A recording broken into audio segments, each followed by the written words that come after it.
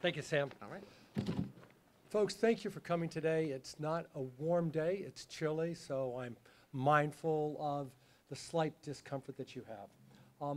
As we all know, Congressman Donald McEachin passed away unexpectedly from cancer on November 28th, and our hearts go out to Colette and his 3 children.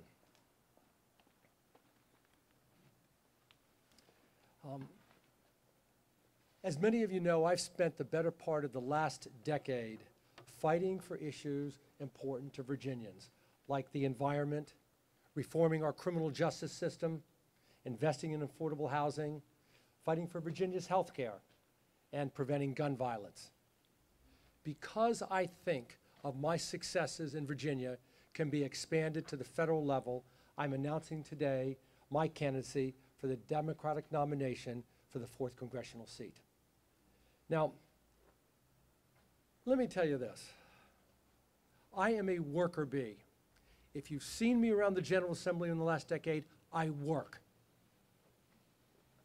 If you look, many people know about my record on criminal justice reform. I have chief patroned the following bills that got passed. Reestablished parole for juveniles. Abolished the death penalty. Create new public defenders' offices.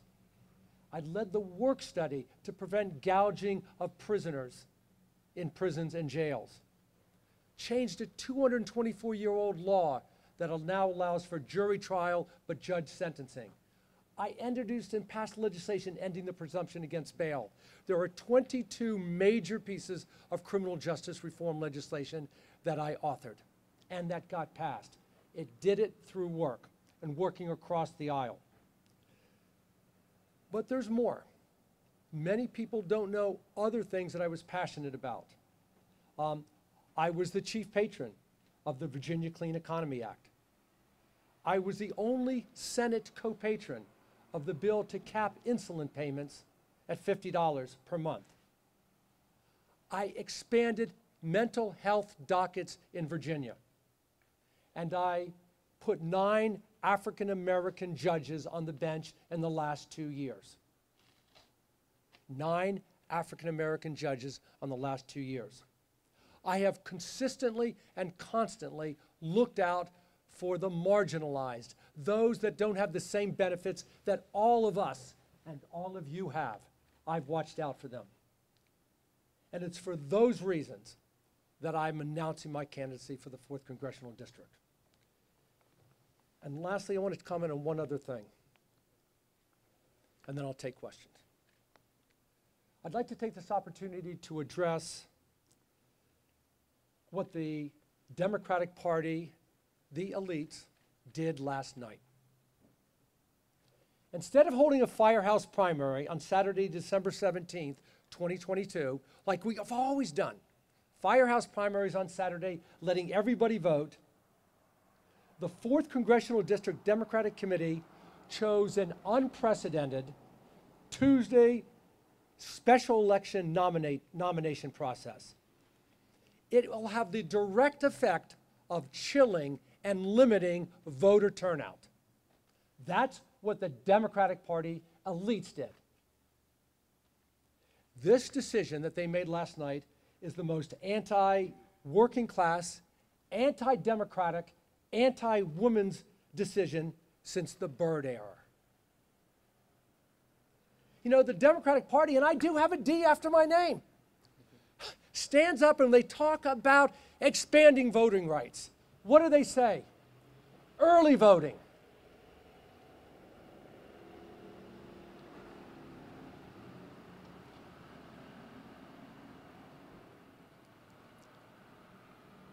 Let's have 45-day early voting. Let's have no excuse voting. Let's have no photo ID. Let's have drop boxes, because we've got to expand access to voting. Except for when the party elites want to put their own person in. Can you imagine the next time a Democrat stands up in the Virginia General Assembly and talks about expanding voting rights, greater access to the polls, and then they're asked, well, why did you move to have a Democratic firehouse primary on a Tuesday night? Instead of Saturday, when working men, working women, they go out and they do their chores, their errands, they're with their kids and they vote. With this decision, the Democratic Party has single-handedly disenfranchised every single black mother who can't afford to pay a babysitter $25 and go up and vote Tuesday night, or take an Uber and up and vote. It benefits one candidate in Northside Richmond, the West End, who they can get out on Tuesday night. But not everybody in rural jurisdictions can. Can't wait to see where the voting polls are. Maybe somebody in Sussex, or Surrey, or maybe even here in Petersburg, they'll tell them, you know what, you can vote, go up to Richmond and vote.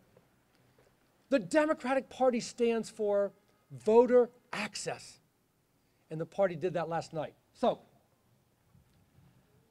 let me say this. Dr. and Mrs. Morrissey did not raise a child or any of their 6 children to complain. I am not whining, or as we say in Australia, whinging. I'm not complaining. I will fight back. I will work hard.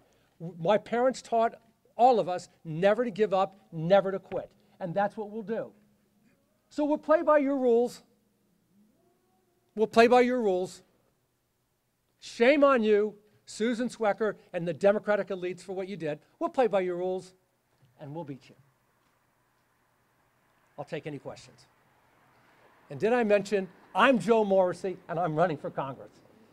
One point of clarification first for Mr. Mayor. You were listed as an endorser. Look, I just want to clarify that, look, we are all Democrats, and Delegate Bagby, along with Senator McClellan, are all friends to me, and we are all fellow Dems. And you got to realize that I did not publicly come out and endorse Delegate Bagby, but I am encouraging everyone to come out to vote Democrat. And I'm standing here today with Senator Morrissey because he is my senator, and I believe in what he's doing here in Petersburg. So it's without a doubt that I'm standing here with him today to give him my support.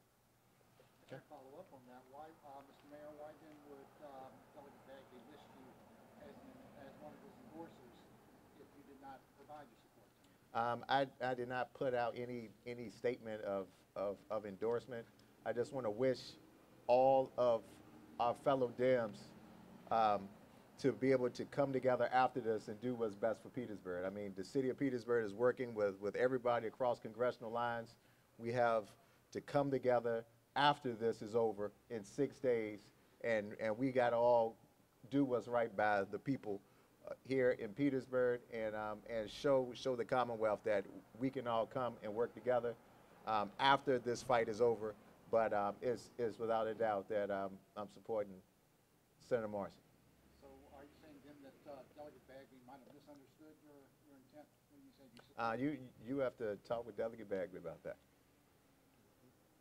Senator Morrissey, you had said last week, I think, that you were happy where you were in the Senate. I'm happy in the Senate. I love the state Senate. I like my position. I like 2119. Absolutely. That hasn't changed a bit. So why do you? What I said at the beginning, what I have done in criminal justice reform, housing, expanding health care in Virginia, I can do on a federal level. That's why I'm doing it. Mr. Morrissey, it's a sprint to next Tuesday. What's the ground game looking like for you to make sure that you're at the top of the list? Thank you for that question. Telephone calls, robocalls, radio, and preparedness. Let me tell you about that. When I taught my son to play soccer, we just don't go out there and play. We work, we prepare, we do fundamentals.